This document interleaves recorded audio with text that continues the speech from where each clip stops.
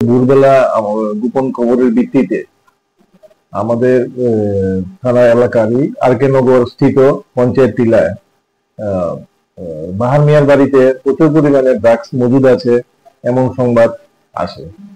তো সেই সংবাদের ভিত্তিতে আমি এবং আমার থানার অন্যান্য অফিসার ও স্টাফ সহকারে বাহার মিয়ার বাড়িতে তল্লাশি করি। তল্লাশি করার পর বাহার মিয়ার বাড়ির থেকে প্রচুর পরিমাণে ড্রাগস উদ্ধার করা হয়।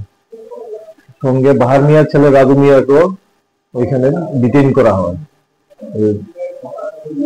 ডিটেইন করার পরে বাহার মিয়ার বাড়ির থেকে ড্রাগস গুলি উপস্থিত লোকজনের সামনে আমি বাজেয়াপ্ত করি এবং নিয়ে আসা হয়। এই ড্রাগস গুলি থানাতে নিয়ে আসা হয় এবং বাহার মিয়ার ছেলে রাজু মিয়াকেও থানাতে নিয়ে আসা হয়।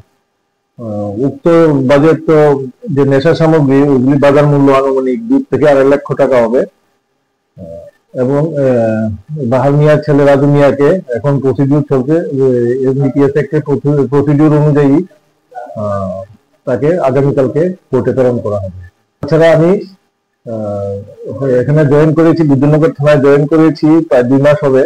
এই 2 মাসের মধ্যে আমি পুজোর আগেও প্রচুর পরিমাণে বিলেতি মদ বাজেয়াপ্ত করি এবং এই ধরনের নেশা জাতীয় সামগ্রীর বিরুদ্ধে অভিযান আগামী দিনেও জারি রাখবো।